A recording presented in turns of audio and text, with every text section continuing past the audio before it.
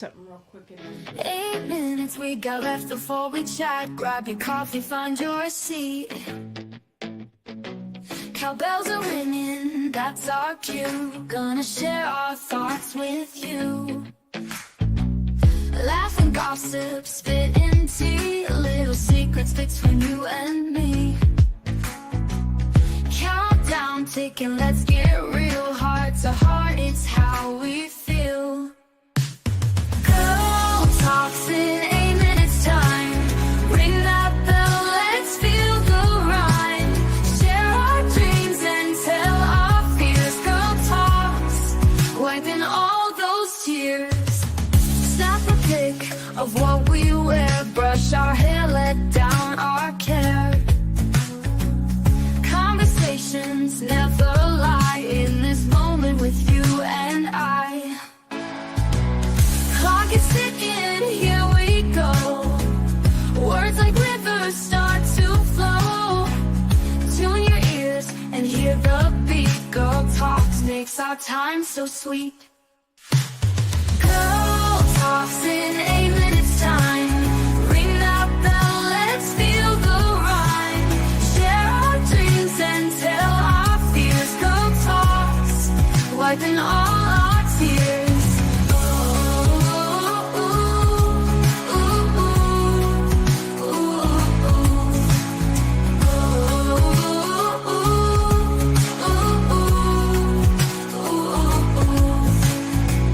Clock is ticking, here we go.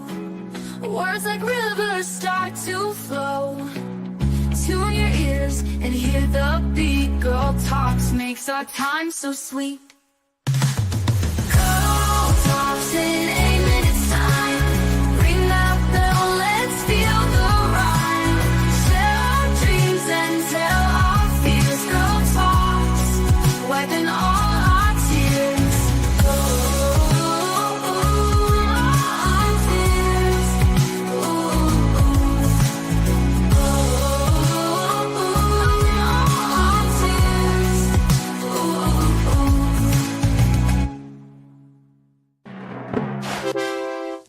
Morning, y'all.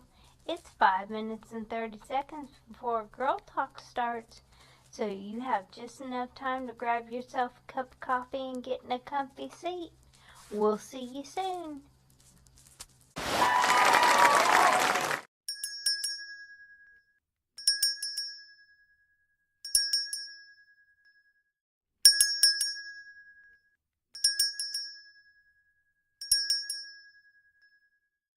Catch Girl Talks every day. Follow socials, here's the way.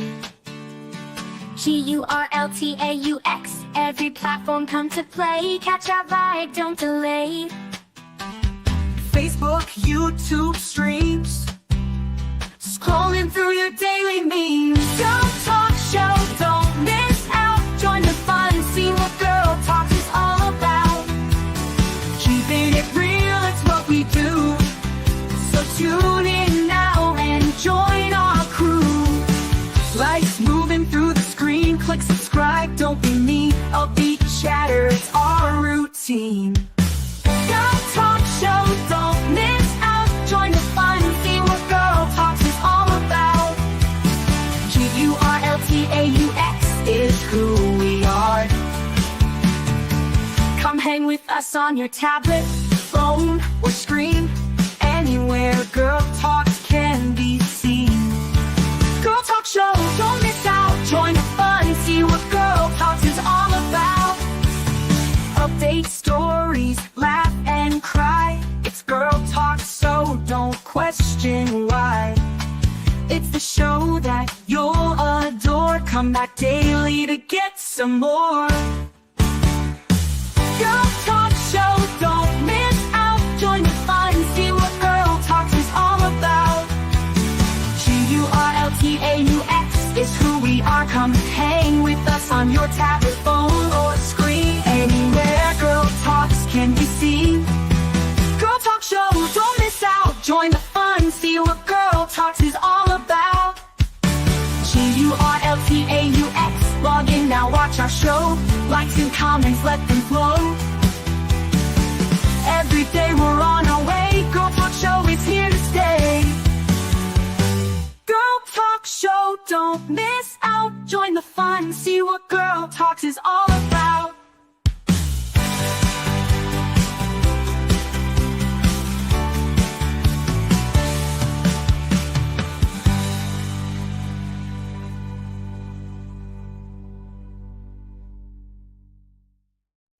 Walking down this road tonight, talking about the things we fight. Addiction knocking at my door. E&T wants so much more. We walk the walk and talk the talk, right here on Girl Talk, on the path where we belong. Standing strong through the storm, together we'll move along.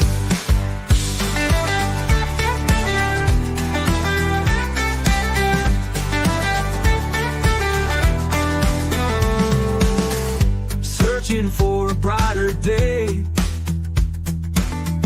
holding tight along the way. Sobriety's a steep climb, D&T winning every time. Oh yeah, we walk the walk and talk the talk, right here on Girl Talk, on the path where we belong. Standing strong through the storm, D&T bringing all of you along. Oh yeah, we walk the walk and talk the talk, right here on Girl Talk, on the path where we belong. Standing strong through the storm, D&T bringing all of you along. Oh yeah, we walk the walk and talk the talk, right here on Girl Talk, on the path where we belong. Standing strong through the storm, D&T bringing all of you along. Oh yeah, we walk the walk and talk the talk, right here on Girl Talk, on the path where we belong. Standing strong through the storm, D&T bringing all of you along.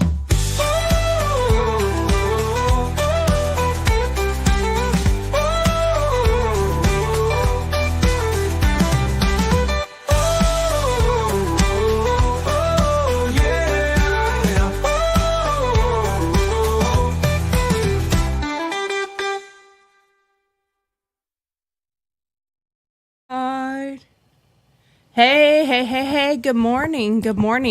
Yes, I did turn the mic. I unmuted the mic. Well, good morning. Yeah, that got me started already today. Hey. Like, hey, I'm ahead of the game. That's big. Yeah. That's big. And you look nice today. Well, thank you. Yeah. Well, I didn't put my eyelashes on like my goal yesterday. okay. I did it yesterday. Or improvise. But you know, but the cleaning stuff I used to take them off yesterday, they really bothered my eyes. So my eyes kind of leaked like a sieve for a while. They said So no. I just put mascara on today. So at least I did something. And I literally didn't. You got here, and as soon as you got here and came in, I went like, no, I said I was going to put mascara on. So I ran in and put mascara on. Yeah. And I was like, oh, did you forget to put them on the back? Choke myself. Yeah. Hey, it happens. It does. Hey, I keep forgetting to stay right in front of the camera, and I keep like moving over where I don't know We'll why. get ourselves together. Yeah, we'll get this shit There we go. together. We got this. At some point in time. Yeah, I don't totally. understand how we have like enough lights in here that NASA could find us, but yet it still seems like it's on the camera itself. It's dark. Is like, it? well, you're dark. Am I? Just that little I don't know if I'm there's dark just, and shady, so maybe the cameras are like, It's dark and picking up on twisty. that. My camera's like, you're just no, I think not. it's just the shadowing effect that goes from some of these other Yeah. things. So you still look great. So that's all that matters. So anyway, I'm Tori. I'm your host of Girl Talks, and I'm an Army veteran. And today I decided to wear camo. I mean, it has flowers on it, but camo. And I'm like, well, what hat do I have that goes with this? Oh, my Army veteran hat. So I thought I'd wear that, which was a gift from my husband. And you know why he actually got me this? He's gotten me several now, but Several Army veteran hats? yeah. Okay. Over the years, because every time we went to, on Veterans Day, you can go get a free meal at quite a few places. But they don't give you one because you're a woman? No, they just automatically assume I'm not the veteran, Right. because I'm a Isn't woman, that great? and because I'm standing there, Right. And in particular, one year, almost got in a fight in that line. Oh, no. The old me does not like it when people talk shit Right. and in enough earshot of yourself. Right. So there was, my husband was wearing a hat, and I was wearing a veteran hat. And the lady behind us was talking to her husband and said, just because your husband's a veteran does not mean you get to wear a hat too. And I'm like, bitch. I turned around and I said, she wears combat boots too. And there's a great organization that's called that. I think she wore them too, or I can't remember. I have to look it up. But it's a great organization, and it helps. Their mission is to help homeless veteran females, because several years ago, VA had no support for you if you were a female. Wow. They would send you like, oh, there's WIC and there's welfare, but we ain't got nothing to help you. And then that law was changed in the mid 2000s or whatever, but really women didn't have hardly any benefits through VA, because they just dealt with mostly men. Now they still don't really do a lot, in my opinion, for all veterans. So Right. I think they still need to do a whole lot more for our fellow veterans. But that's my opinion, and I'm sticking to it, as they say. But anyway, I almost got in a fight with that lady over it. So, and all I had was just a plain veteran hat. I didn't have Army on it. I didn't have any of that. So then my husband got me. Actually, I don't know. I don't see one up there. Yeah, there's not. Yeah. But I used to wear my Marine Mom hat all the time. Yeah. But anyway, so my husband was like, you need an Army veteran hat because you're an Army vet. He's a Marine Corps vet. So he has a lot of Marine Corps shirts, but it's also because I'm a girl and I don't usually wear a bunch of guy Right. stuff. Like I don't Right. even like t-shirts that are male t-shirts. Right. I like female cut t-shirts. Right. I like a V-neck. I don't like Right. feeling choked. Right. The shirts that I really do like my heifer shirts, I really like the designs on them, but I hate the shirts because they're totally a male t-shirt. Right. And half the time I cut the neck and turn it into my own V-neck. So, and they're usually pretty shitty because when I cut them, I'm like already wearing it and can't stand it. So it's not straight. It's just, I am done. yeah, I'm done with this. So anyway, I'm Tori. I'm the host of Girl Talks, and I am a veteran. I'm a mom of 3 boys, and I have 4 bonus kids and a little slew of grandkids now. And I love my husband. He's amazing. And we have a nonprofit for veterans where we teach different art techniques to combat PTSD and prevent suicide. And of course, we have Girl Talks because I want to talk about all the things We're going to talk about it. I want to talk about the things that affect all of us and mental health, sobriety. I am not in sobriety. I haven't had to go down that road. I don't have that addiction, but I know I have other things that I have that are my own that I need to deal with. And I have a friend that I lost to addiction, and just this last year, and in August, and she was my best friend for 50 plus years. So I decided, actually, her and I came up with this show before she got really bad. And we were going to just do a TK Talks and talk about all the different issues, because we all deal with something. And I'm more scared of the person who says they don't have any issues. Right. So anyway, that's how this show came about. And I'm going to continue this show and really focus on that mental health and sobriety. And Kristen and I have a really good friend, Donna, and Donna is in sobriety, and she is doing amazing, and I'm so proud of her. So Donna and I continued to work on this, and then when we lost Kristen, I made it my mission to really dig a little deeper into the things that we all need to be honest about, talk about, and sometimes it gets pretty deep, and sometimes it gets pretty emotional, and sometimes it gets funny, and sometimes it's hard, and sometimes it's dark as well. But we push through it, and you get through the tears, and you get through the crying sometimes, and through the laughing, and you might make a breakthrough. And that's what our goal is to help other people to navigate their things that they might be going through that are very similar to my own or yours or what we were reading or learning about. And, if one person gets a breakthrough because they go, oh my God, I'm just like that, or I felt that way. Sometimes you feel like you're in an ocean all by yourself in a dinghy until someone else tells you their problem. And then you're like, oh shit, I have the same thing. And oh my God, let's share how we deal with it, you know? And then next thing you know, you're self-helping each other. Consider this your hour-and-a-half therapy session, Monday through Friday. But we are not licensed therapists, just to clarify. Going to therapy is a good thing. But you can come here for a good laugh or a good cry. Either way, you can cry just because you want me to shut up, too. So anyway, and this is Christy. Tell us about you, Christy. I'm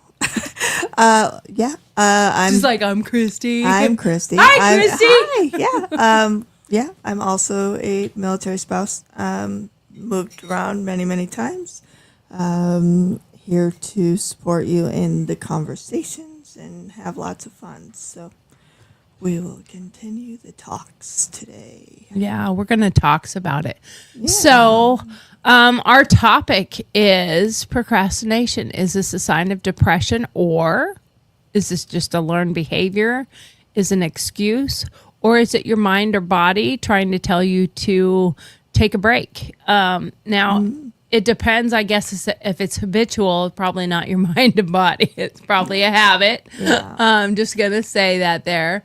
You have to think about the different parts of it. So, I pulled up some information.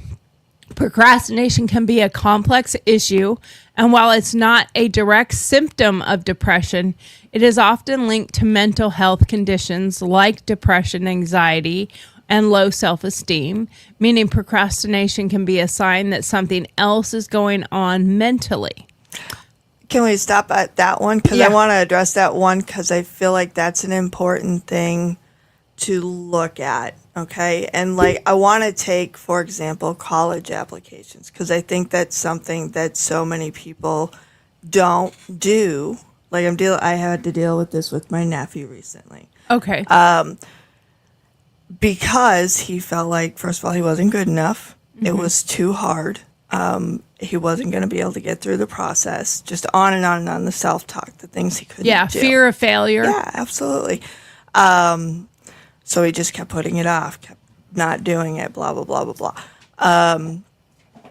So, it finally took us just saying, dude, once you start, what you're going to realize is that the application process really is asking your name, your social security number, your address over and over again.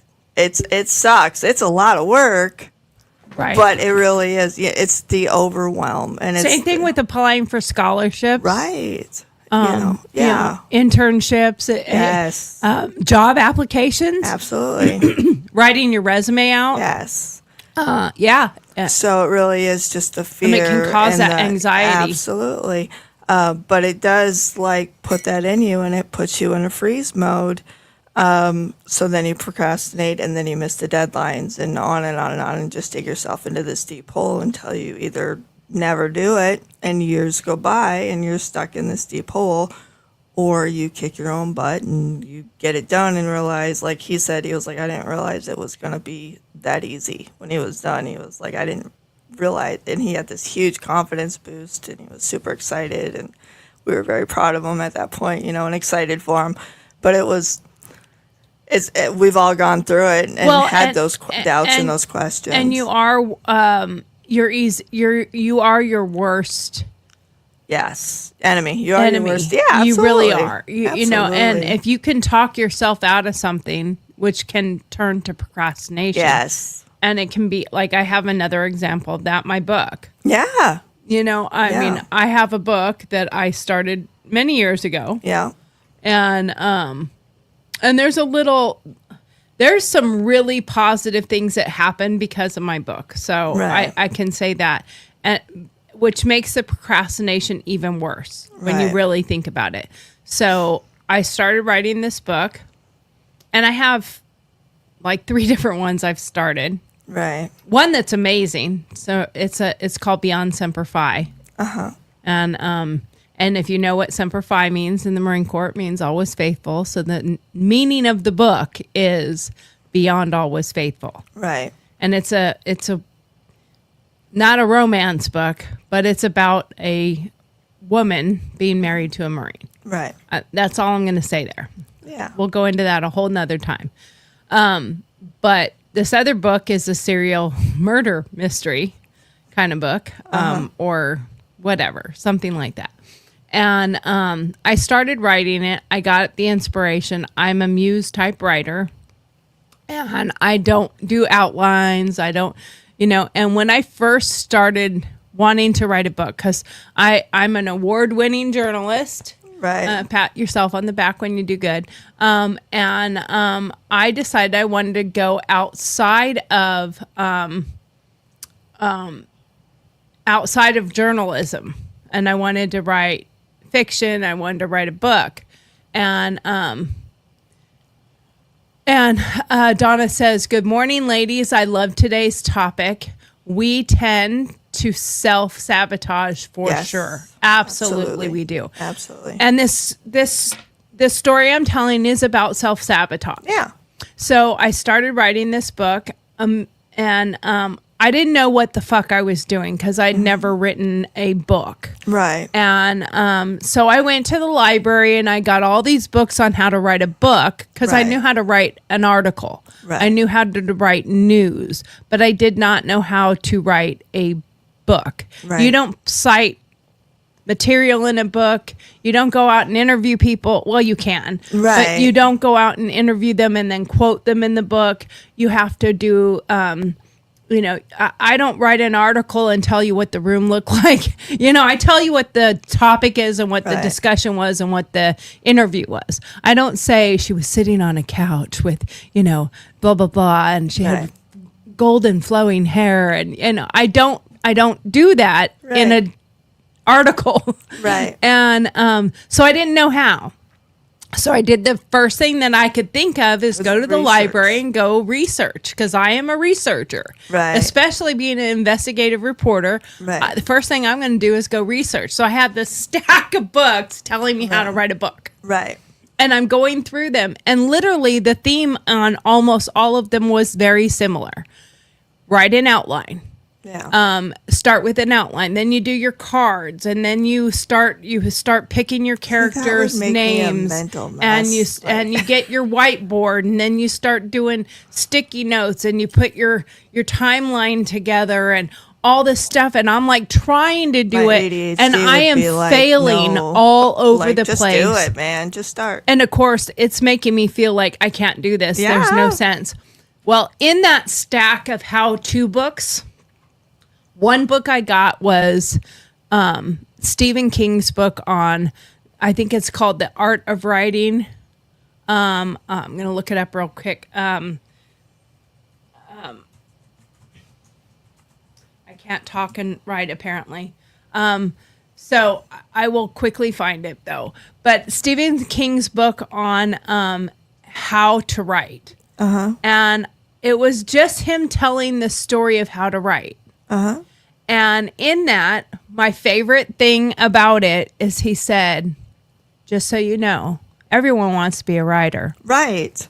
And there And are everyone thinks people they can who write. are writers because they were born with a gift and a talent to write. And there's others who should be waiters. Right. And he's like, figure out what your style is and how you can write.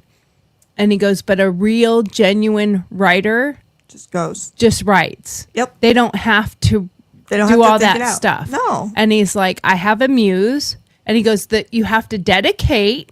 You have to say, okay, I'm going to write 2,000 words a day. Right. To other people, 2,000 words seems like a lot. But I once can you write 2,000 start- words very easily. Yeah. But he's like, I would sit down and I would start coming up with the story, and my muse would take over and the story develops. Yeah. He's like, I don't even know the ending Yeah, no. while I'm writing the book. Yeah.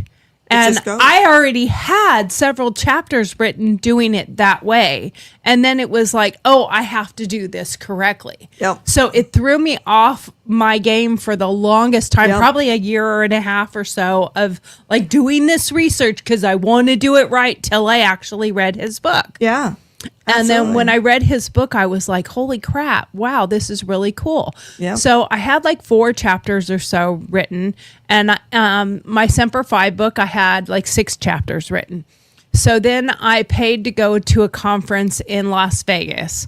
And it was expensive. Like I spent like probably close to $4,000 to go to this writers conference. And these were, I love them.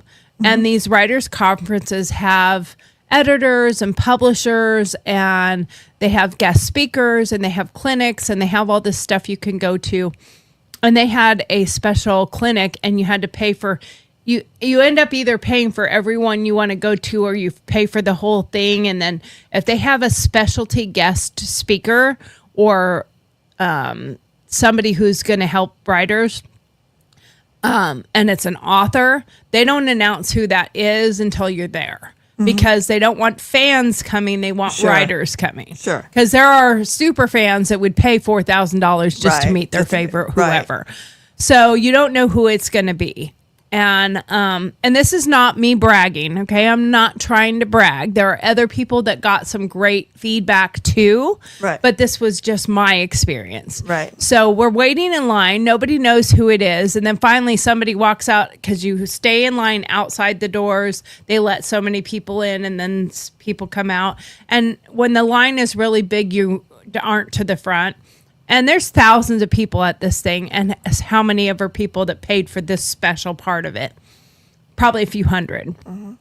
And I'm getting closer to the front now, and somebody comes out and he goes, oh my God, it was Stephen King. And I was so happy it was Right. because Of the of way reading that one book yeah, that it has impacted helped you. me get Absolutely. more writing done. Right. And so I came in, and now once you get into the room, you're seeing other people go up there, and you are told the whole time when you come to this event, bring your writing samples with you because people are going to give you feedback. Right. And so I see people go up, they sit down with him, he talks to him for a minute, they hand him their writing, he looks at it, he reads a few things, he writes something on it, and then hands it back to him, and the handshake and the thank you, and I don't know what's said. Right. And some left with smiles, some left with blank Frustrated, stares, sure. some looked frustrated. And I did get up there, and I sat down. He said, do you have a sample of your writing? I said, yes, I do. And I said, it's so nice to meet you. I just got through really reading your book on the memoirs of writing. I think that's what it is.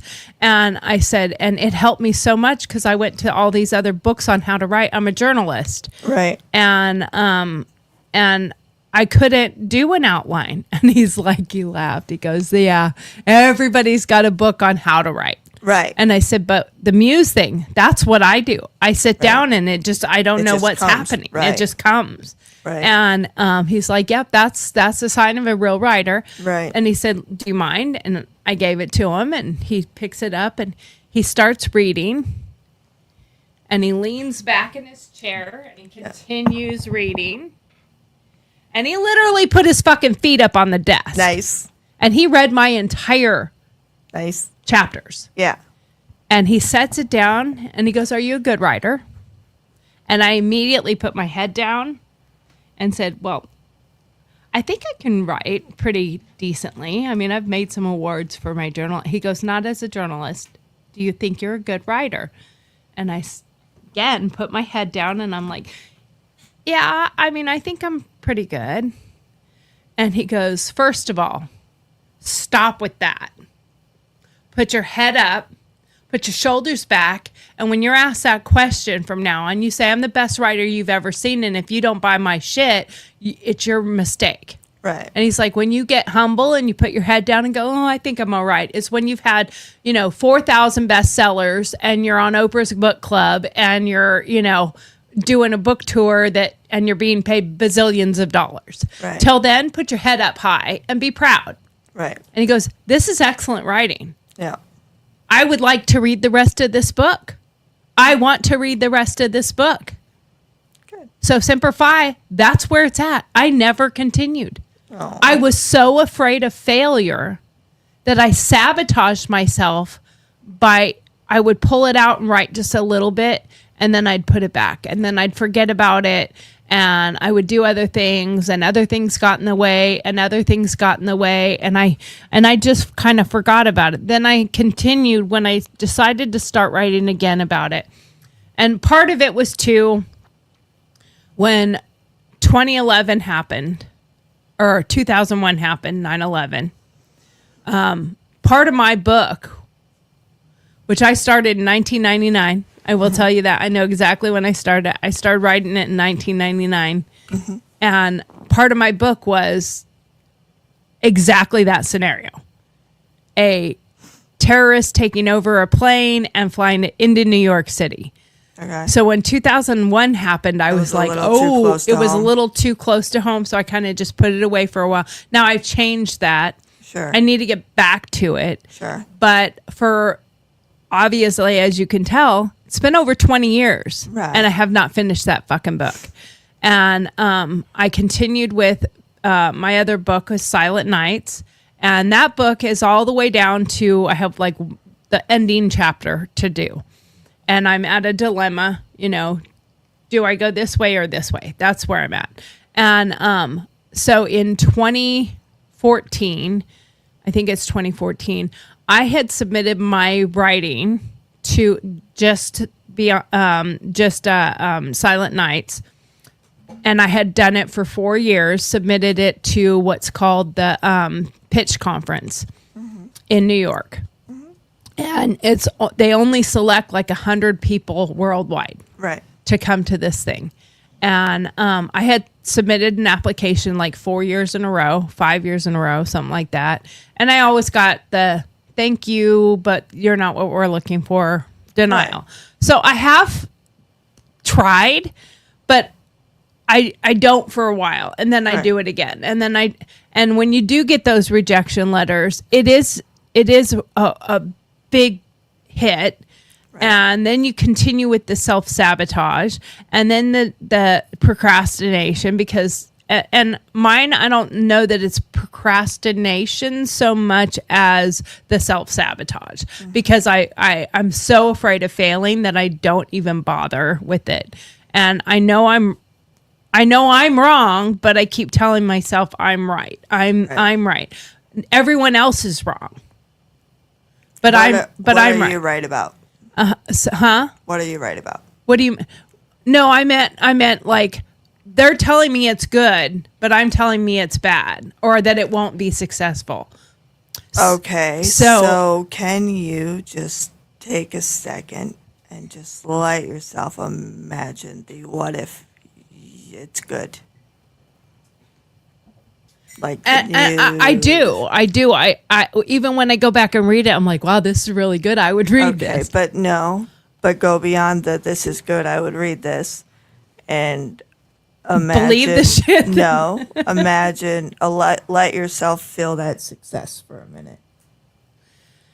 Like, actually let yourself be in that success. What would that look like? Yeah, for you? I don't know, because I think I as soon as I start to feel that way, I know I self-sabotage myself. Okay, so So I'm trying to work out of this now. Now I really am trying to work out of this. So I went to this pitch conference, and you spend a week learning how to pitch, learning how to do your elevator pitch. You get 1 minute. The last day of the conference, you get like four to six sessions, and all you're doing is walking in with high publishers, editors, and agents. And you walk in, you have 1 minute to pitch me your pitch. right, And your goal is to walk out with somebody's card. right, So I think I got 4 right, meetings, and I left with 4 cards. Right. I got every single one of them said, I would be interested in your book. right, And then I put them in my wallet, super happy, super excited. Life did get in the way because I was working full time, and I lived in another state from my husband. So him and I were trying to, go back and forth. And my husband would push me. My son would push me. So my son went out there with me. He didn't go to the conference, but he went to New York with me. And then life got in the way. Procrastination, maybe self-sabotage, maybe, but also life does get in the way. Right. And I started last year. I pulled my book back out, and I started editing it and everything. And now that's been 10 years. right, And I was like, I know one of the ladies in particular that gave me her card. She said, I don't care what time it is. I know that sometimes people life gets in the way, you procrastinate, whatever. But when you do finish it, you send me things. Well, I couldn't. For the last 5 years, I have been looking for those cards because I could not find them. Right. And I just found them. right, And now I know exactly where they are. And I promised my husband and my son and myself that I am going to get this finished and go forward with it. And no matter what the results are. right, But look at that time period. I self-sabotaged myself. I could be, an award-winning author now with an amazing #1 bestseller. I don't know. But a lot of people do. right, But I just never bothered. And it's not that I never bothered. I did some of the work. I did a lot of the work. I had 38 chapters right, in this book.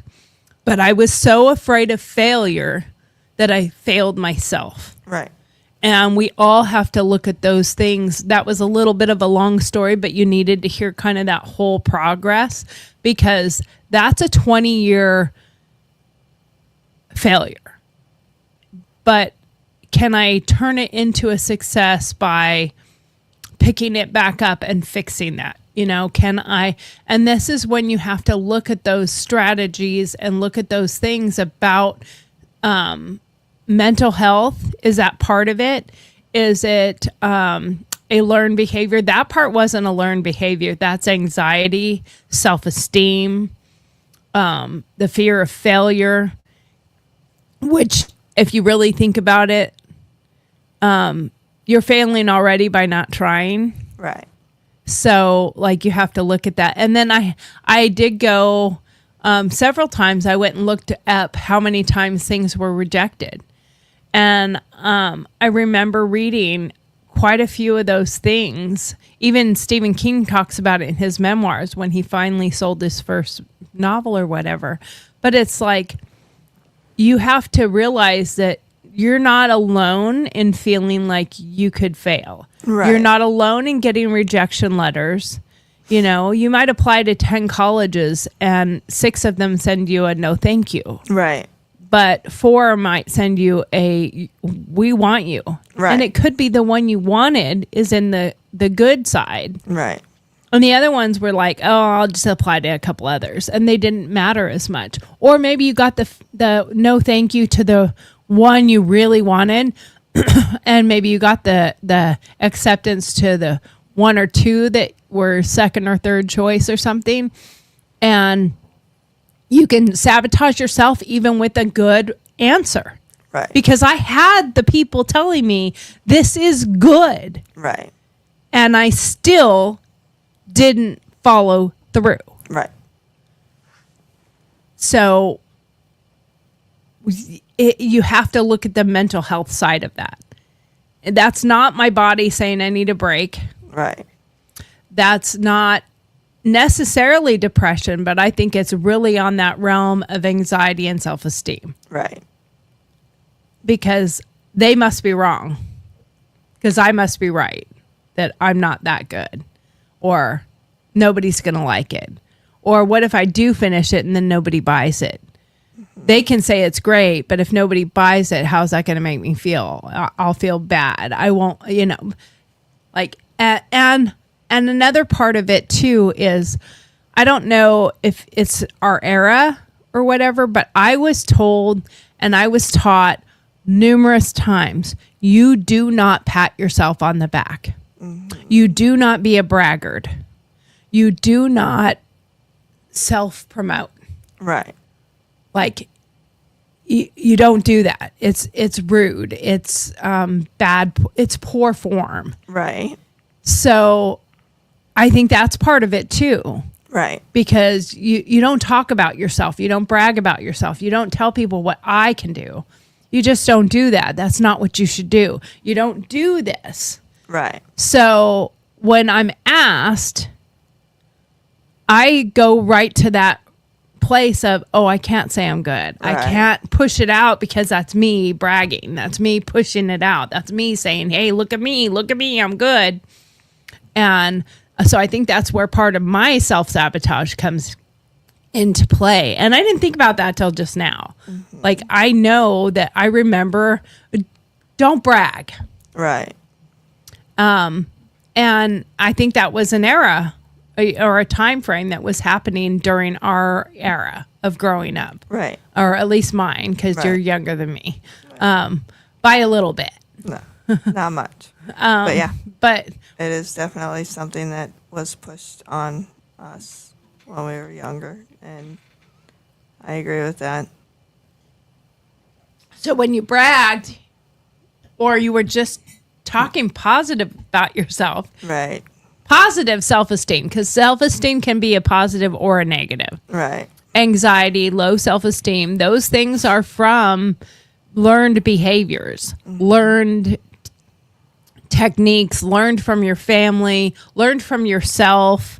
You know, if you failed at something and then you keep talking yourself into failure. You know, So again, we go back to, what if writing is easy? What if you can be excited about writing? What if... I will say that, so I didn't plan it.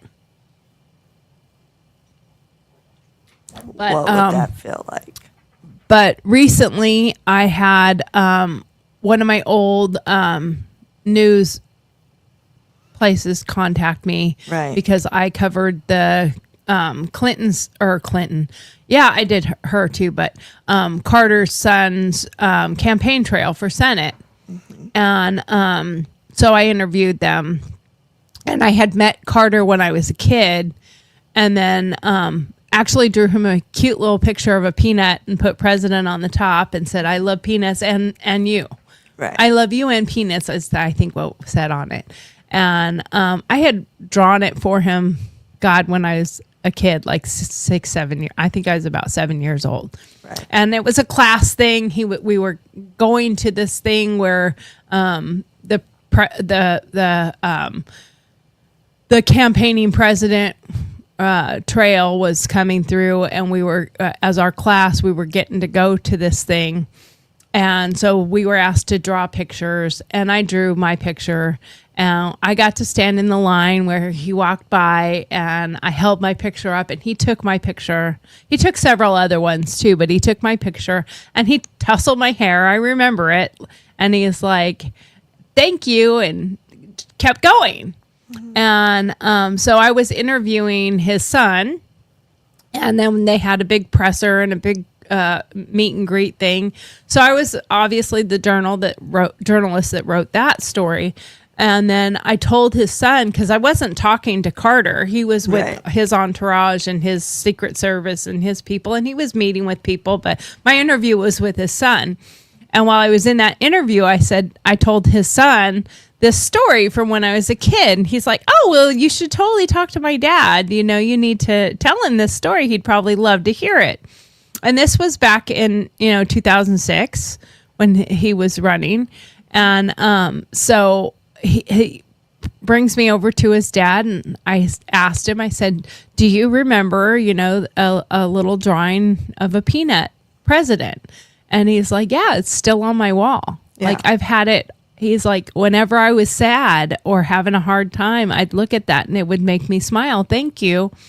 And I said, "Well, I was and he looked very confused, like, "Why do you know about this?" Right. Why do you know about my wall? Yeah.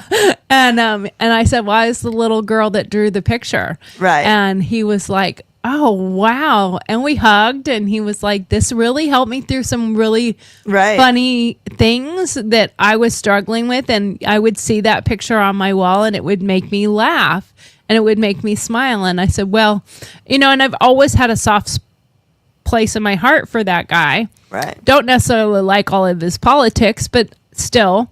Right. And I said, "Well, I am a conservative. I'm a Republican." He said, "Nobody's perfect." And so it was kind of funny. Anyway, I was asked to write a piece about him passing. And I put that little anecdotal story in my piece, and which they've given me another assignment already. Okay. And but I haven't written since I left.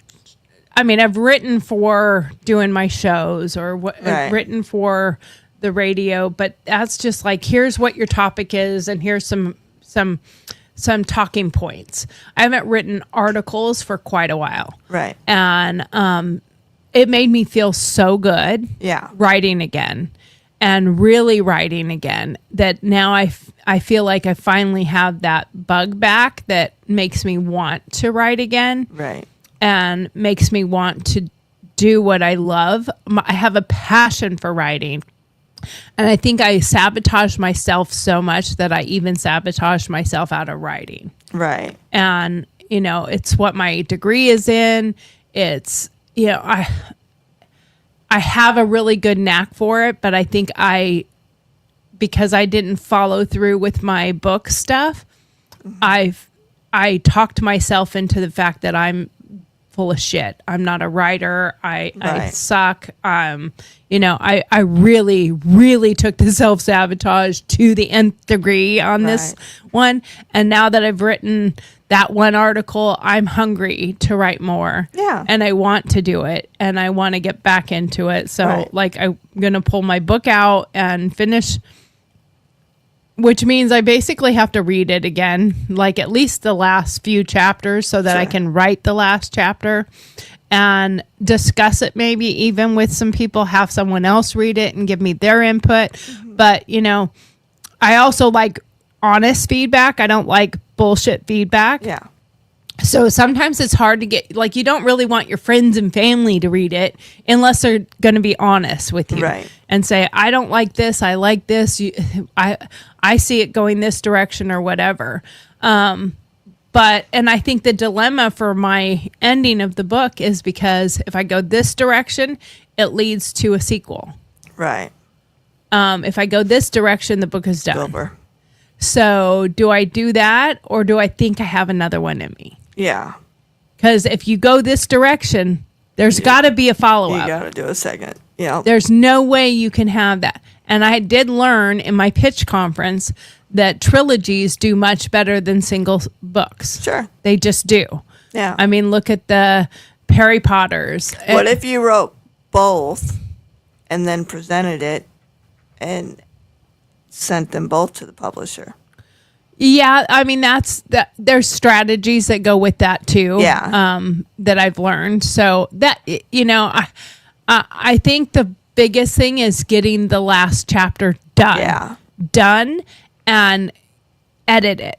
Yeah. And you should never edit your own writing. Yeah. Just so I can help edit somebody else's writing, but you should never edit your own writing. There's a reason for that. And that's because you know what it's supposed to say. Yeah, So you're going to exactly. miss the errors Absolutely. Yep. because you know what it's saying. You know your own writing. Yep. And you're going to miss bad grammar. Yep.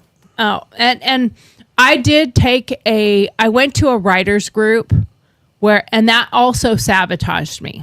Okay. And you have to be careful with those groups. And I know what happened to me.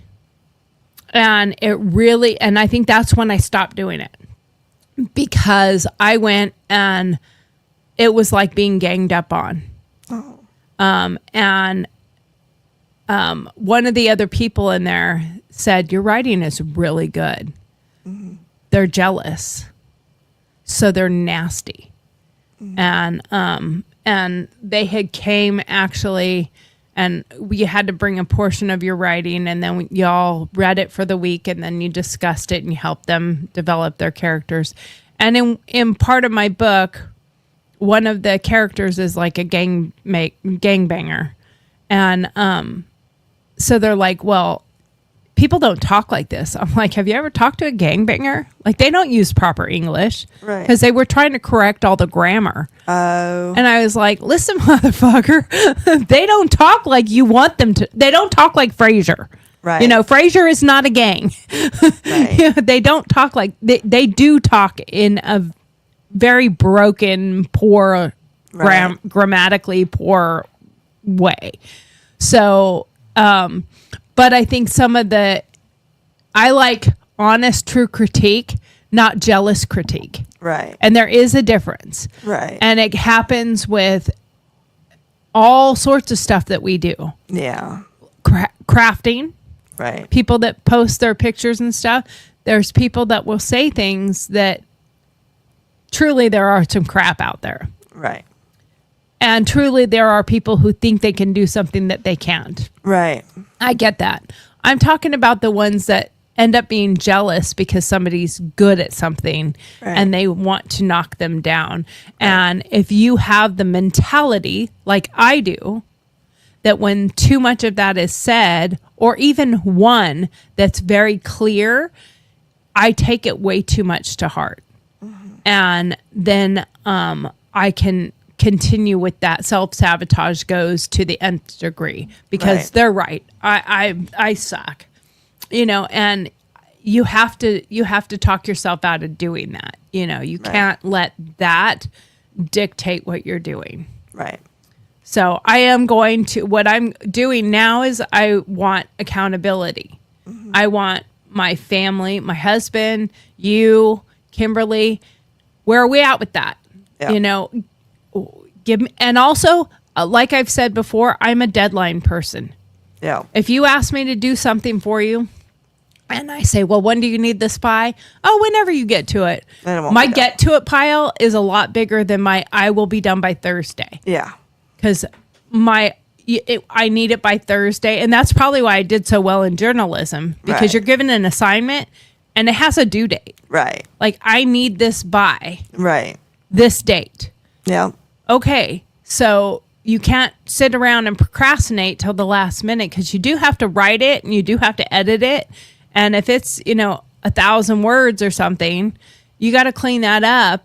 And like the article I just wrote, it was 500 to 1,000 words is what they wanted.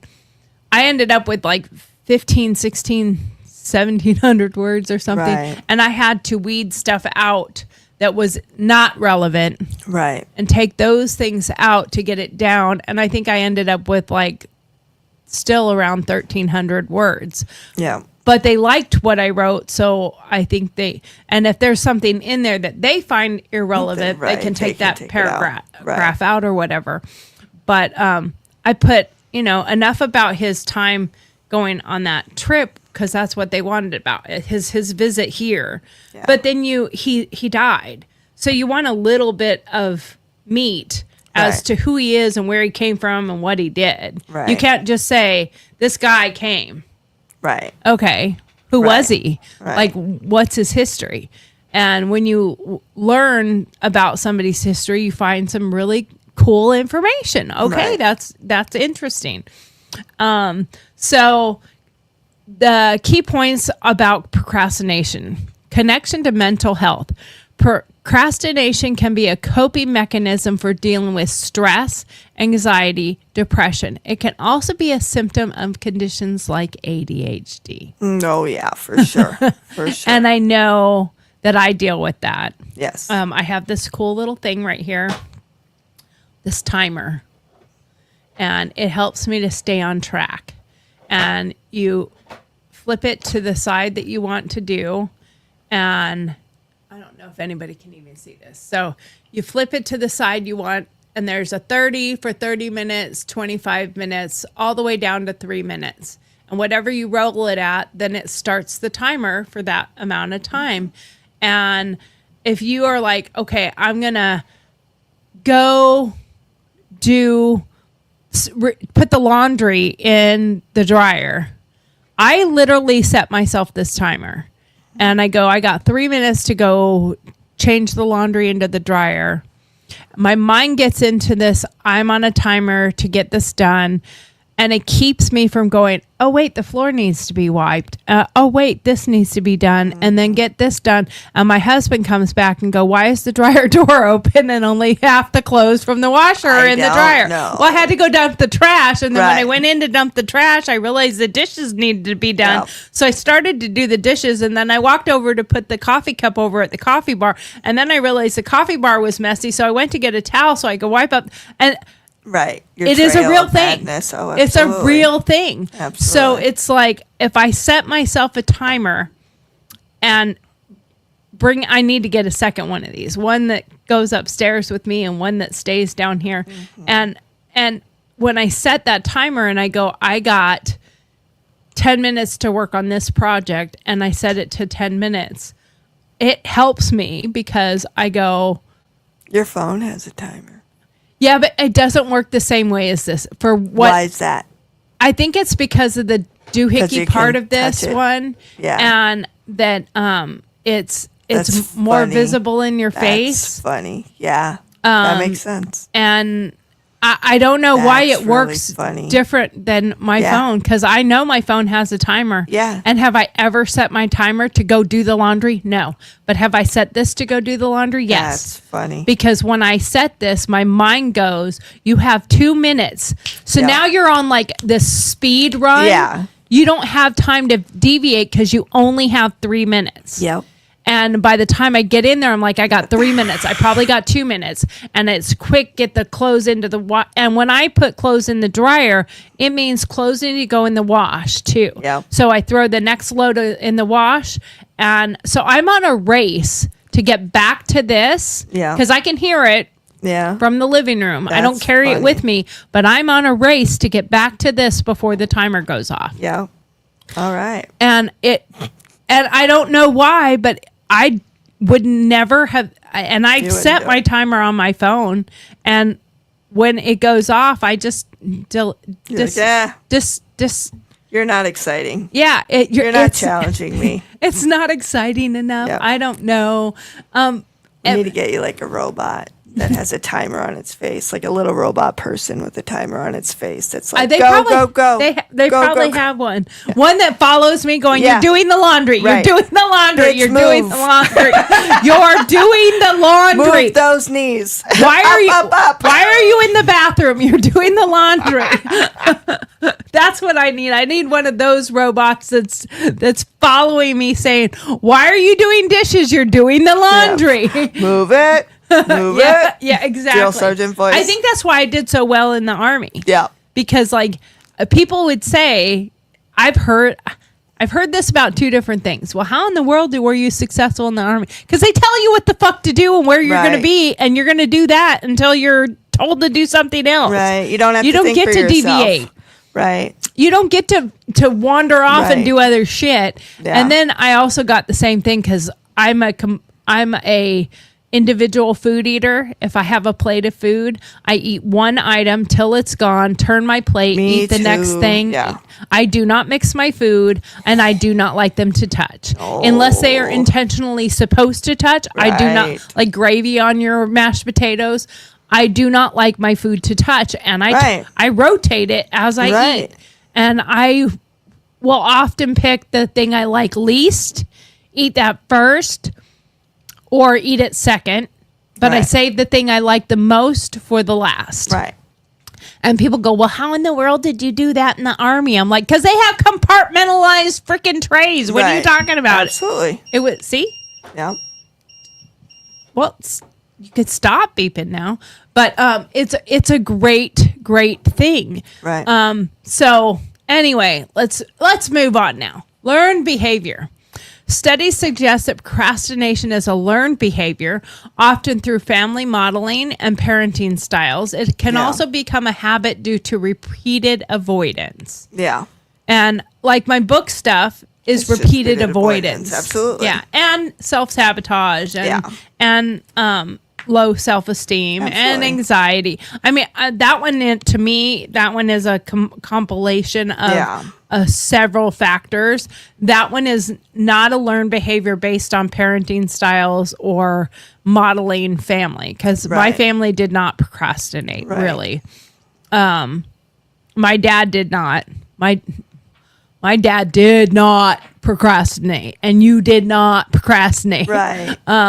So definitely a learned behavior on my part for the avoidance and low self-esteem, and I'm sure ADHD had a bit to play Right. into that too, because I'm also one of those, if it's not in my face, I forget about it. So if I put the book in the drawer, I'm not It's going to gone. see the book. Right. I'm not going to remember the book. I'm not going to think about the book. Right. But I also do the same thing with dirty dishes on the counter. I don't see them either. Right. Because I hate them.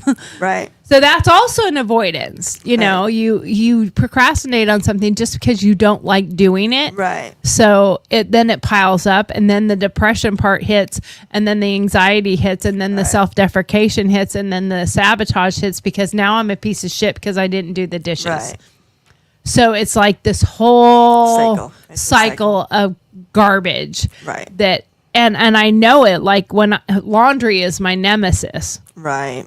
And I told you the other day I spent like 2 hours folding all this fucking laundry, tons and tons of laundry, and hanging up all this. Do you know where it's at?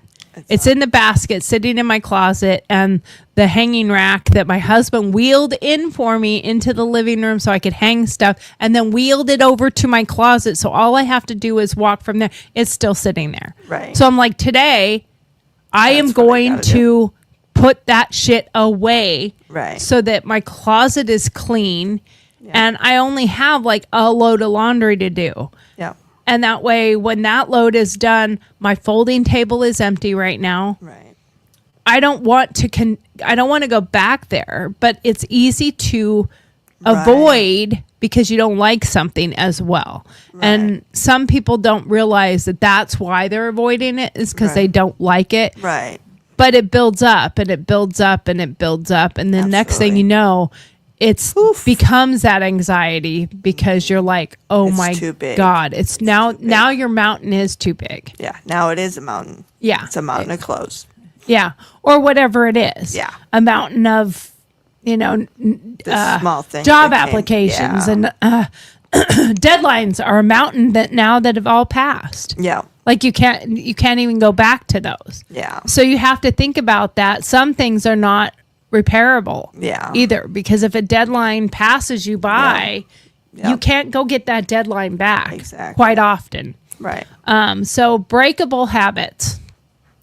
Although breaking procrastination can be challenging, it is possible with strategies like setting realistic goals, tackling smaller tasks, and addressing the underlying reasons for procrastination. So this is a time for you to dig into yourself and say, Why? why do What I is doing- do what is this driving more? this? Yeah. Laziness isn't why you procrastinate. No, it's not the issue. It can leave people feeling very defeated and feeling like there's no point in trying. Right. So you have to set those small. You have to ask, are you afraid of change? Yeah. Are you afraid of what's going to happen if you succeed? Mm-hmm. Are you afraid? Are you frustrated but unsure of what the future will hold? Are you just actually ask what's going on? And is there an underlying excuse me, is there an underlying reason to why you avoid this particular thing? Yeah. You know, is there? Because quite often there's an underlying reason why you might avoid something. Right. Sometimes there's not. Sometimes Right. it could be just ADHD, or you're just a, you know, I don't want to say, you know, you're a habitual procrastinator, but there is a thing as a habitual procrastinator. Right. And then distinguishing. One of the things I think is the most common is you're just not excited about it and it isn't giving you joy. Yeah, you have no passion. There's Yeah, no, like, so there's then no you got joy to in it. start figuring out what will bring you joy. Like, I don't even understand people when they say, "Oh, I love to clean. Right.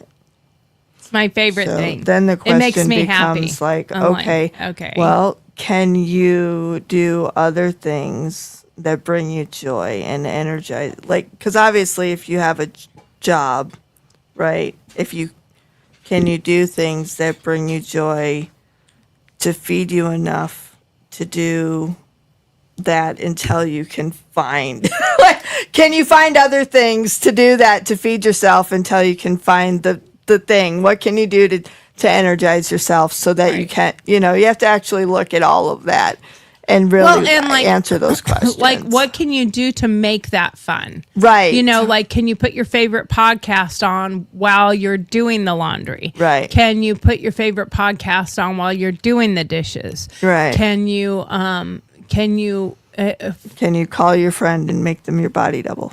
yeah, can you call your friend and have your friend keep you on track? Yeah. Can you turn on music Yeah. and dance to it while you're folding the laundry? I mean, if there is, like, for me, I love background noise. Right. When I'm watching TV or I'm working. So the other night I really needed to focus. Right. So I still need the background noise, Right. but I really needed to focus. So I needed it to be on something that can just be there. And I turned on the Brady Bunch Nice. from years ago, Yeah. and I went and found the Brady Bunch. So and what would happen? Like, your favorite thing is having people over, right? So what would happen if you just went, I'm going to say so-and-so, I'm going to invite a bunch of my favorite people over. Would you do the laundry? because they're coming? Yeah. No, I would put it in the. You would hide it? I would hide it. I would put it in the laundry room and shut the door. Now, Oh, cheater. okay, now there's a difference though. Cheater. If I'm I- so bummed. I'm so disappointed. If I invited my friends over and they said, "Okay, when I come over, I've never gotten to do the tour of your house. I want you to there's show the me your answer. house." Yeah. And then I would be like, "Oh shit. See? I love my closet. I'm proud of the cool closet I Yeah. have. It's not gigantic, but it's big enough to have It's a bench in cool, it. Yeah. And I love my laundry room because I decorated it and I did all the stuff and it looks really cool. And so like, I want to show it off. Well, you can't show it off if it's full of shit. So yeah, I would do it There's if your they answer. said I want to look at your house, except for where the answer comes is they have to ask to see the house. Okay, 'Cause so that- on Monday, because I'm not coming on Friday because of the crazy snowstorm, on Monday, you're going to show me your closet. Okay. Yeah. See, that helps me because I also, that braggart part, you can't brag. I would never say, "Hey, do you want to come over to my house and have a tour?" I would Right. never say that because I see that as, do you want to see how great my house is? And I Right. hope it fucking's way Look at better how than super yours. organized I am. Yeah. I don't No. like that. Right. I don't like. No, and but I want to be the person that's organized because you know what? I want to have brunches at my house. But right now, my kitchen looks like a tornado. well, went through and it, by the end so of this I better weekend, like if you noticed when you came in, the Right. desantification process has begun. Right. That's what my husband said. Right. So we're taking all the Christmas down. Right. You know, I told him it cannot come down till after the 6th of January because the 12 days of Christmas are over. I I did. started yesterday too. See, there was a process. Look, I I did- had a purpose. Yeah, that was I not had a purpose. procrastination. I was not procrastinating, taking it down. My Christmas doesn't come down till after the 12 days of Christmas, which That end, was the reason. which end on the 6th of January. There you go. Yeah, So that was it. I yesterday had a was the purpose. 7th. It could go and be taken down, and we started immediately yesterday. That's funny. And did a lot. Yeah. The village all came down, the tree came down, the couch got put back in place. Nice. And my living room is twice the size now. But it's like getting that stuff, and it's like a reset Right. at the end of the holidays. Absolutely. It's like you know, my year has begun. Yeah. I am excited. Absolutely. so it's a very positive thing about that, and I like the fact that I can tell myself that I can do something if I have a good motivation to do it. Right. Like, hey, come over for brunch, Right. and I want to see your right. house. Yeah. You know? Absolutely. And then you want to show that off just because it is a pride thing. Right. And it's not bragging if somebody asks to see it. Right. I see that differently. And other people may disagree and may think, yeah, that's still the same thing. But I disagree. I think it helps with that dopamine where you Right. feel good about something. Right. I think that's definitely a thing. So, distinguishing from needing a break. Okay. Okay, that's because I said maybe it's your brain saying I need a break. Right. Taking a deliberate break to rest and recharge is different from procrastinating. Absolutely. Procrastination involves actively avoiding tasks or delaying them until the last minute, whereas a break is a planned period of relaxation to avoid burnout. Yeah. And I think there is a room for that discussion to say, can you start making excuses that you're not procrastinating, you just need a break? Right. You know, can you say, oh, I'm just tired, so I Right. need a break. So the laundry has to wait because I'm tired and I Right. need to take a break. Right. And it's all justification. Right. And like even the other day I said, yeah, I can justify it. Right. Like I hate doing it. I don't want to do it. But I'm also tired. So there's that. Right. Okay, I can put the laundry on the couch and sit on the couch and fold the clothes and put Right. them on the bench. I don't have to stand up and do Right. You it. can do your small steps. You can get everything folded and then come back and put it away. Right. You know, same thing with the dishes. I can rinse everything and get it ready. Yep. Come back, unload the dishwasher. Do it in steps. Absolutely. And I am much more successful when I do that in steps. But I also am very successful in doing the things I hate the most on speed. Right. Putting my timer on for 3 minutes. You got 3 minutes to go unload the dishwasher and load the dishwasher. Or rinse all the dishes and get them ready for the dishwasher. Whatever it is, you have 3 minutes to do that because then it's the competitive part of my brain that now I'm in a competition with the timer. Right. You know, I'm not in a competition with you. I'm not in a competition with Steve. Right. I'm not in a competition with anyone else. I'm in a competition with this timer because I want to get back there and beat the clock. Right. So if I do that, I am way more successful. If I don't, I can let the procrastination take over. Right. And of the avoidance take over. I can let the excuses win because there's nothing that's compelling me to win. Right.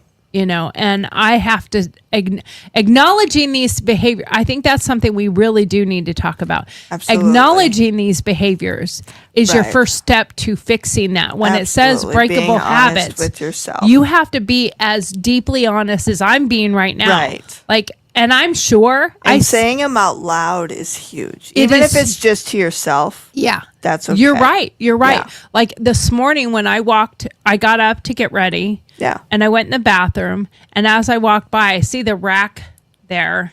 Yeah. And I'm like, that's probably annoying the shit out of my husband. Yeah. Like, I went and fucking got that for her. I took it into the Oh. fucking living room.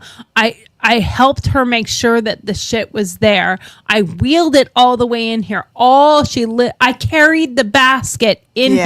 here. All she literally has to do Is put it on is there. put the shit away. Right. So every day he is seeing it. It is probably obnoxious. Sure. It's probably annoying. And my wonderful husband won't say a thing. No. He won't say, get off your fat fucking lazy ass and put this away. Right. He won't.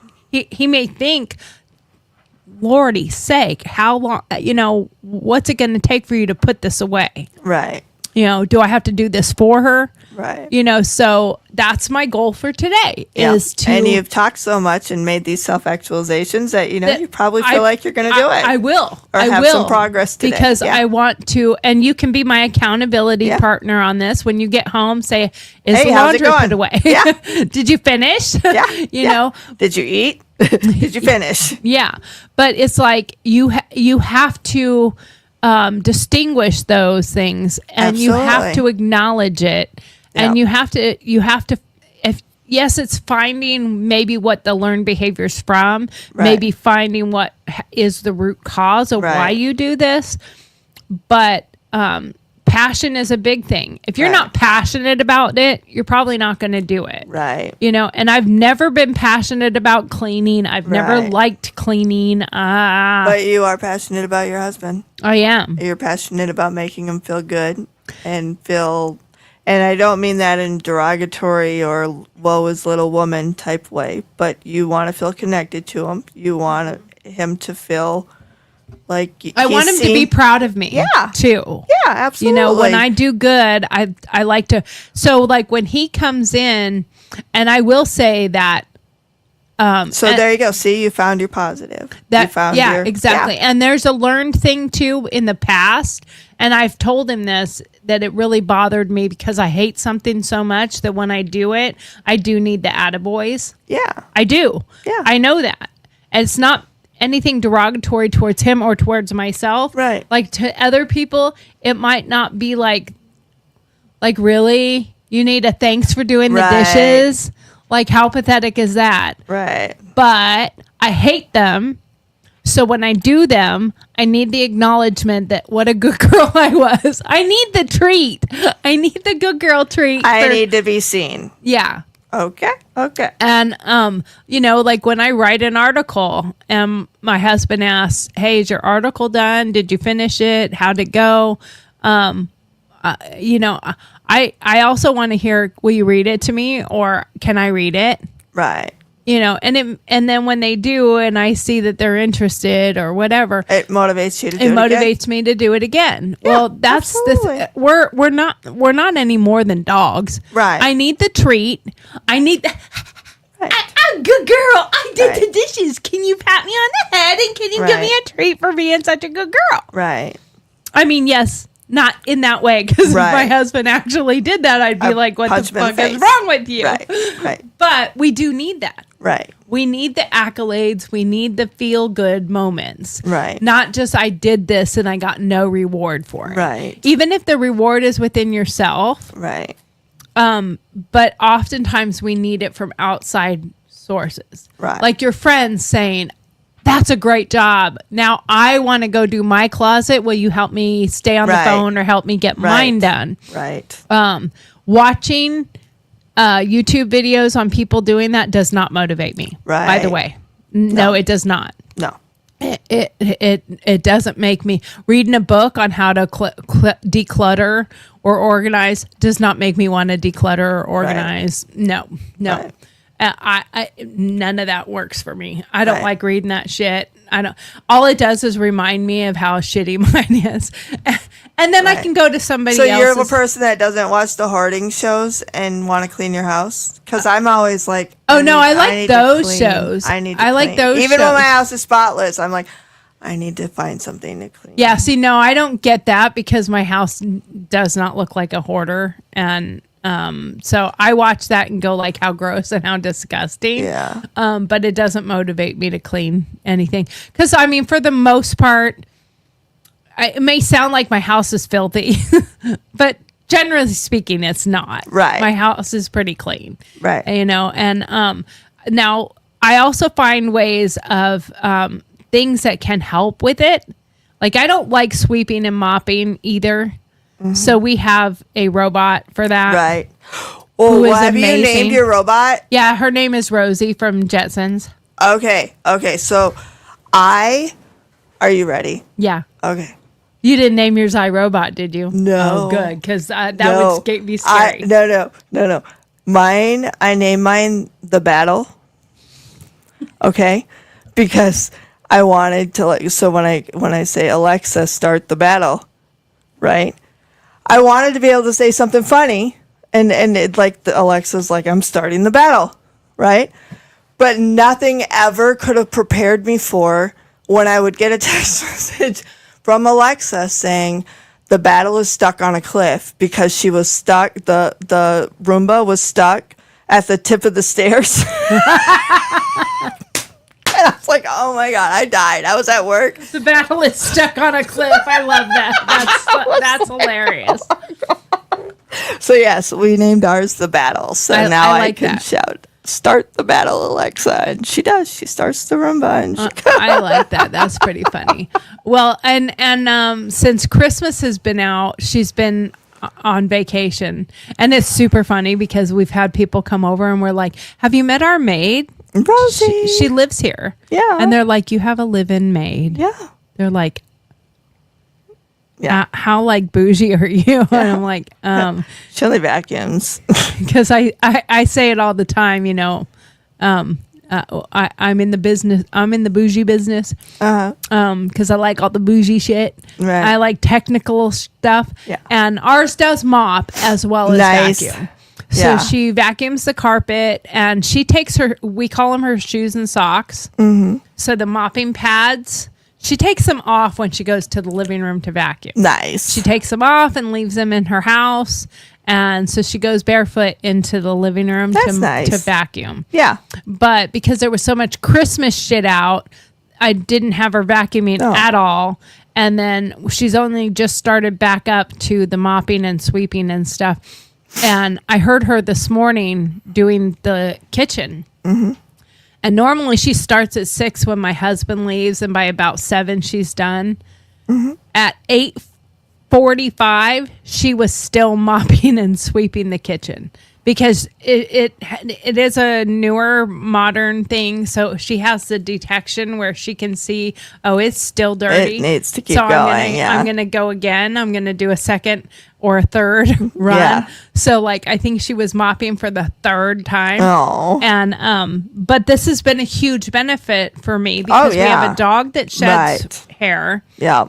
And I hate doing it anyway, but it's a constant. Yeah. And since we got her, like our kitchen is always clean. Yep. The floor is always huge clean. Deal. And under the bed is clean. Yeah. There's no dog hair, you know. I mean, it's a big like deal. when I'm going to get her started back in our bedroom too. Yeah.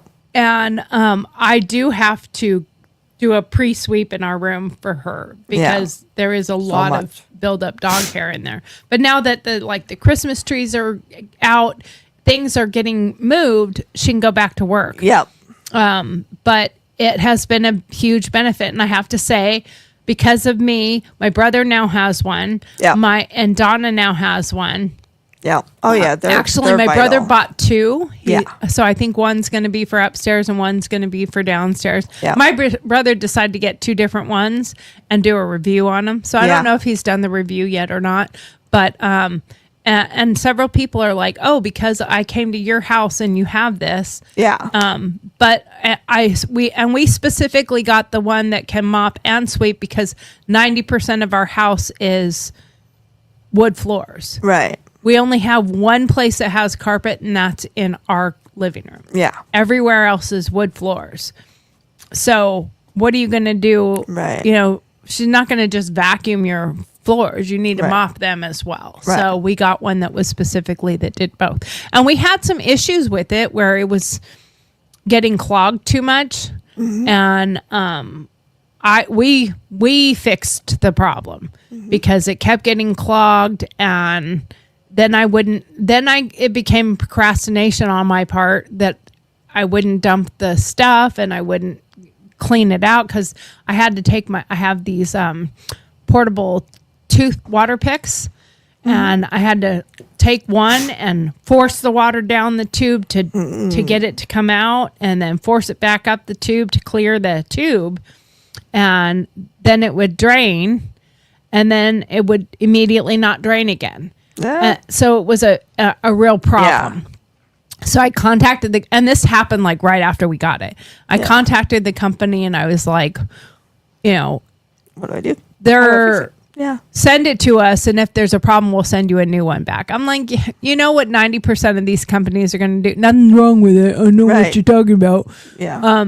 But if you break into it, if you unscrew it, you now avoided the warranty. Right. So we finally, after like 6 months of it doing this crap, we finally unscrewed it and was like, okay, what's the problem? And there was, you know, the little tags on your clothes when you buy your clothes.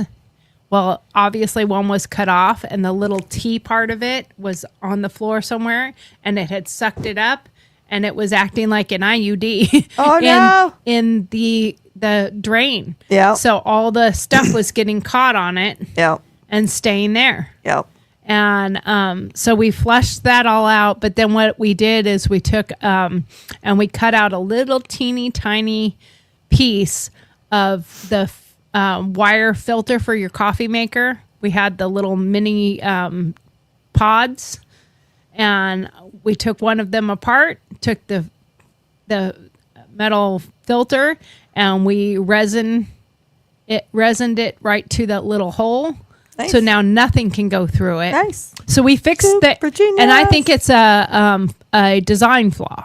Yeah, absolutely. Like it should have a catch in there. yeah. See, you guys solved the So problem. we solved the problem. You need to get that patented. Have not and then had sell it to any them. problems since. Yep. No problems since, and it's been great. So she is a lifesaver because my floors are clean. Yep. My floor is vacuumed, and it's not that I mind vacuuming. No, I don't mind but doing that's it. just I a don't lot of mind work and mopping. it's yeah. It takes time, and Yeah. like she mopped my kitchen for 3 hours today. Yeah. Back and forth, of course, dumping water and clean. Yeah. You know, so that's another thing. When I go upstairs, I do need to probably dump her waters and Yeah. refill and refresh and all that stuff. So but also for me, and I don't know if this works for you, but writing myself lists Yeah. are a big help in Yeah. keeping me motivated to do something. Yeah. Well, like yesterday, we talked about the water thing and putting the little thing on there and having the motivation to color it. Yeah. That's fun. it really- Challenge yourself with fun things. It really does help when you and to me, I need more than just coloring it in. Right. I need some kind of reward. Right. So like I like watching my political shows on YouTube and stuff. Uh-huh. So I feel like almost I have to give myself like, okay, if you do the dishes and you do the laundry and you do the cleaning out of the water, that's not the same as making mom and me breakfast. That needs to happen. Right. But if you do these other 3 things, then you can watch one of your YouTube shows. shows, you know.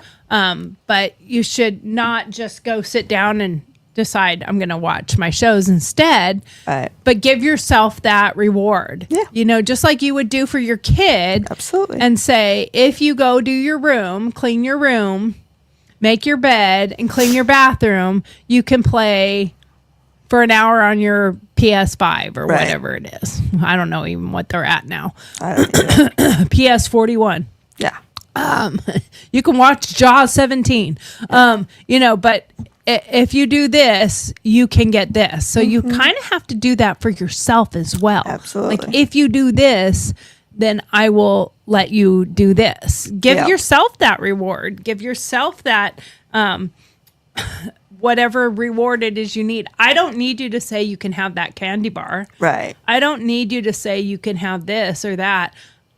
More on that, you can take an hour break and watch your favorite YouTube channel or whatever Right. it is that you want to watch. So I'm going to read our motivational for the day. Absolutely. Let me see if there was one more thing. I think there was one more thing on this procrastination thing.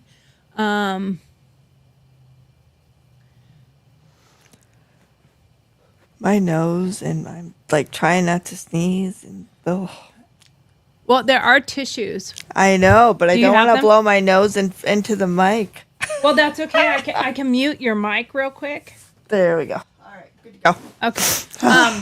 So, lack of motivation. Many individuals find themselves procrastinating because they lack the motivation to complete unpleasant tasks. You might lack motivation if you find the task boring, uninteresting, or irrelevant. You might also lose motivation if you're tired or overwhelmed by how much work you have on your plate. Like that stack of laundry now. Right. A potential key to overcoming this is to understand why you're not motivated and to find ways to make the task more enjoyable or rewarding, which is what we actually just talked about, See, which is we really accomplished cool. it. We Ta-da! already knew what that kind of We was. got it. We solved the problems. Perfectionism is also another thing. Oh, absolutely. Perfectionism is another reason why some people may procrastinate. This is me on my books. I'm such a perfectionist that if it's not exactly perfect, then I Then will you either can't do it. It'll I will freak you out. continue to keep fiddling with it. And even with my art, my husband has to go, it's done, Yeah. and take it away from me. Yeah. So I think that is something with my books. Sure.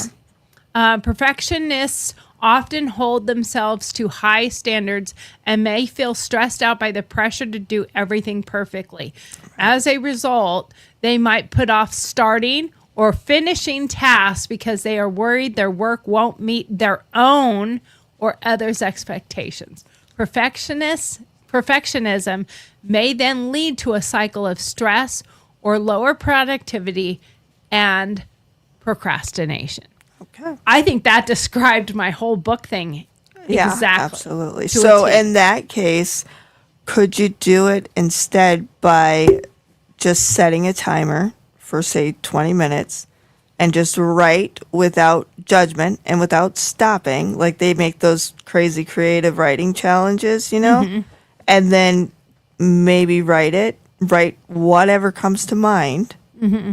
And then do that for a couple days without reading it. I do when I do write, I do that. I And then don't just come back. reread it. Yeah. I only reread it if I have to remember where I'm at, Okay. but I don't reread what I just wrote. Yeah. And I learned that from the Stephen King memoir. He Yeah, says put it just in your desk. go down and then just come back. And come back, later. give it time to ferment, he says. Exactly. Let it and let then it- just come back and then mix come it back. and match it and whatever. And even like when I wrote my story when I first started, one of the characters of my story is a law enforcement officer. yeah. And he is like my hero of the story. He's my guy. Right.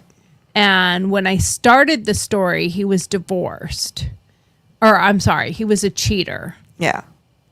And I had to go back in through the whole story, and you can find replace in the story. I had to find every reference to him throughout the book and change him to divorced Oh. because my character is so without flaw. Yeah. He was such a good character They had to change that I had to change because there's no way that character that I built would Could cheat. be that. Yeah. He would have never done it. Yeah. So when I had to first fix it. did it, I was like, oh no. Yeah. You know, down here I realized he has to be divorced Yeah. because his character would never have done what you said he did at the very beginning. Yeah. So I changed it. Yeah. And that was and it took until I was like 3/4 of the way done with the book to realize Yeah. his character would never do that. But fixing it was really easy Yeah. because I just did a search and find. Nice. I put his name in everywhere that it had a reference to his name. I just read right before it and right after it. And then I just went in and put, Fixed. Nice. what needed to be. And it was only in the very beginning for the most part of that part of the book. But it was like, I need to do that with more on it. Yeah. The other part is poor time management. Many people have difficulties organizing their schedules, deciding which tasks are most important, and setting aside enough time to get things done. This can make people more likely to procrastinate, especially when tasks seem hard or unpleasant. Instead, they might lack self-control and choose to do things they enjoy more. Right. And that's very true. I think we talked a little bit about that.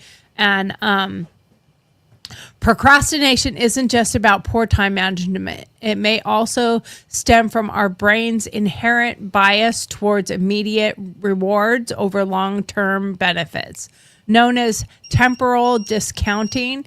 When we procrastinate, we may unconsciously decide that what we gain now, like relaxation, is more valuable than future benefits like the accomplishment of finishing a task.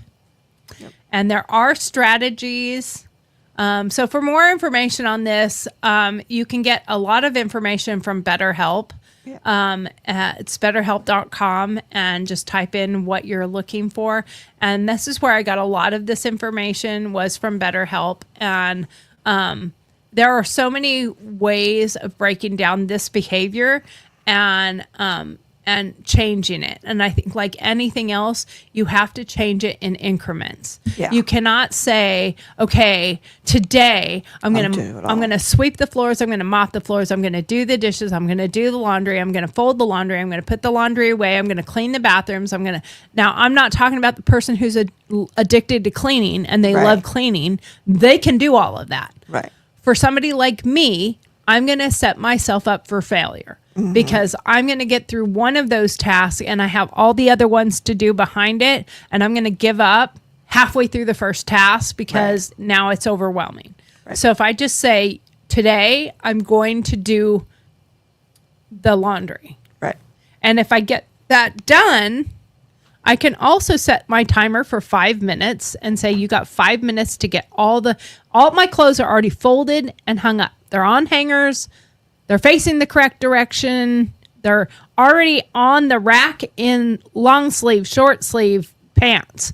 So it's not going to be hard for me to put them away. Right. So I can set a timer for 5 minutes. You got 5 minutes to get all the clothes put away in your closet.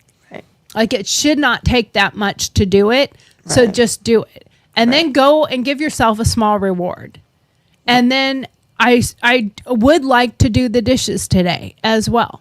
So then go and set the timer for 5 minutes and do this instead of saying I have to get all of it done in 5 minutes.